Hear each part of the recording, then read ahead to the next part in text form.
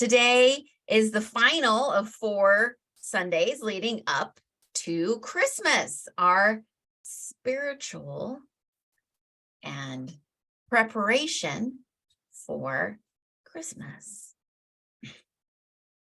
We've talked about hope and faith. We've talked about love. We've talked about peace. We've talked about the things we can learn from the Christmas story. One of the things I love about the Christmas season is singing and music.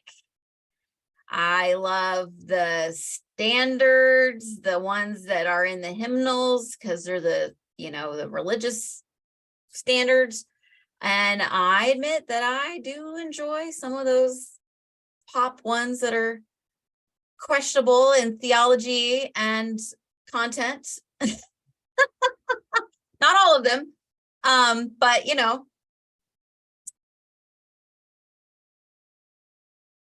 and I am, yes, the one who sings loud along with the songs in the grocery store or Lowe's or anywhere I happen to be. There's music.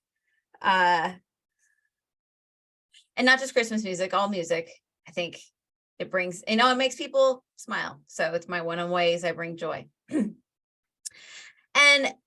singing is one of the, I think of the angels, because when we think of the angels in the Christmas story, they appeared to proclaim the good news. It's like singing.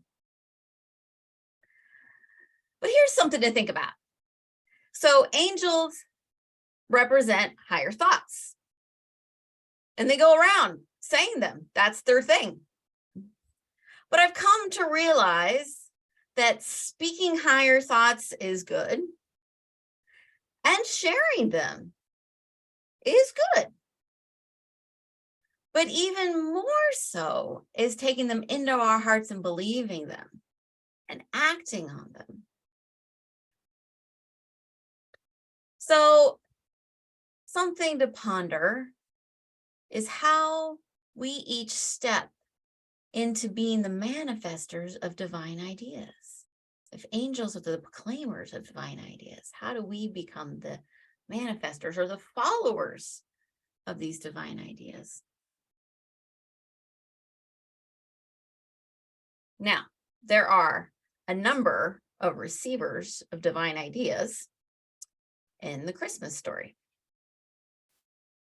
And now, I think that a very interesting one is one that maybe doesn't end up talked about as much. It's sort of the prologue. We think of the Christmas story starting with, Mary getting the message, or Mary and Joseph heading off to Bethlehem. But there's the part that starts before that where Zechariah, who's a priest, and his wife Elizabeth, they're righteous in the sight of God, as we use the Bible language. However, they had no children and, as they say, had gotten on in age. Now, Zechariah was doing his turn in the temple, and an angel told him his wife was going to have a baby, and he was to name it John. Of course, it would later become John the Baptist, but that's later. Now, Zechariah questioned the angel, and he got himself stuck mute for 9 months, which is kind of funny.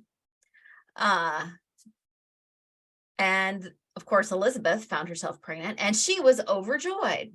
She was like, yes, I am here for this.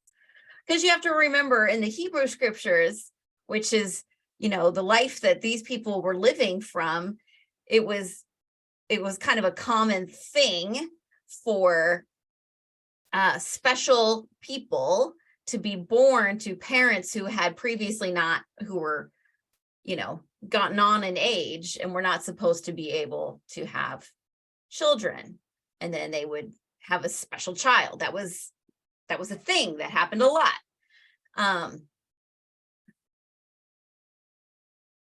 So Elizabeth was there for it.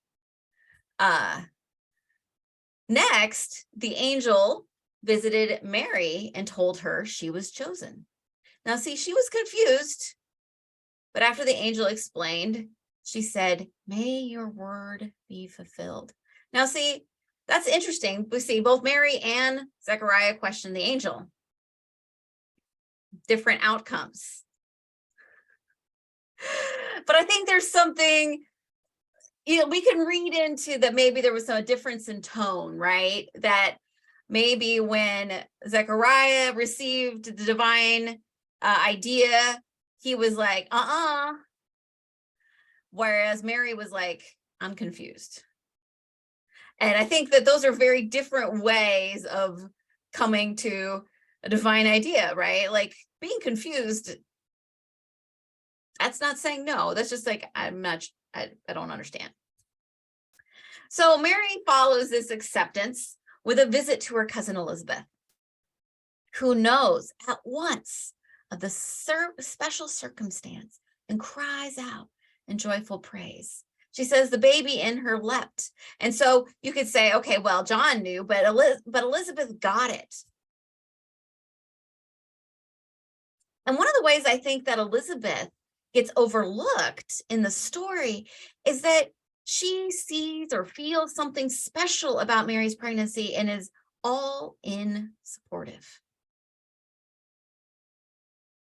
I liken her to those people who help us grow into our big ideas and help us along the way. We need that in our journey of following our guidance. What if Elizabeth had said to Mary, "I think you got a screw loose," because Elizabeth's affirmation and joy I would assume, helped Mary, who was kind of in a weird position, be able to thrive. It's a very important part of the part. Finally, we have Joseph's encounter with an angel, which instructed him to let go of pride and stay with Mary. Very important. So each of the receivers of divine ideas took the information and chose a variety of responses. And of course, we can learn from each of them and how we might want to reflect on these things. When, like Zechariah, have you not believed your inner wisdom and had an experience of learning? Kind of reminds me of Jonah. I think there's also another aspect of Zechariah is the quietness. He needed that much quietness to kind of turn a corner or come around. And so there's a learning there too. Some things take time to grow in understanding. When, like Mary, have you not fully understood the guidance and opened up? But see, she had curiosity. She called on curiosity.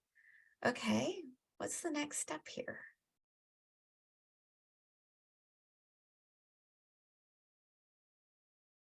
When, like Joseph, have you embraced humbleness to follow your guidance?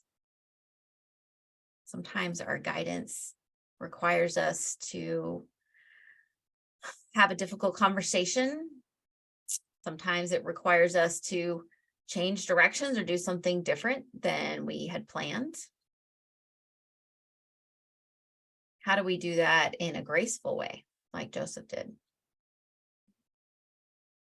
And when have we been like Elizabeth and seen the radiant truth in someone and reflected it back? Or when have you been supported in this way?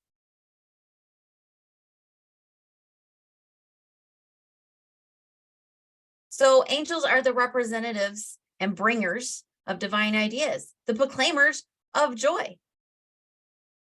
And that did not stop 2,000 years ago. It happened lots before Jesus and company in the Bible.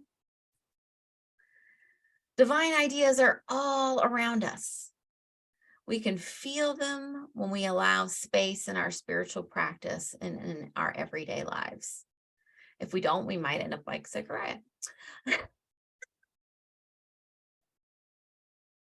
And then let us not be just receivers or proclaimers of good news, but let us keep alive in our hearts this divine ideas, this joyful missions that we are on, our purpose, so that we are bringing forth peace on earth, goodwill towards humanity. It's not just something to sing about, but something we manifest and we live every day.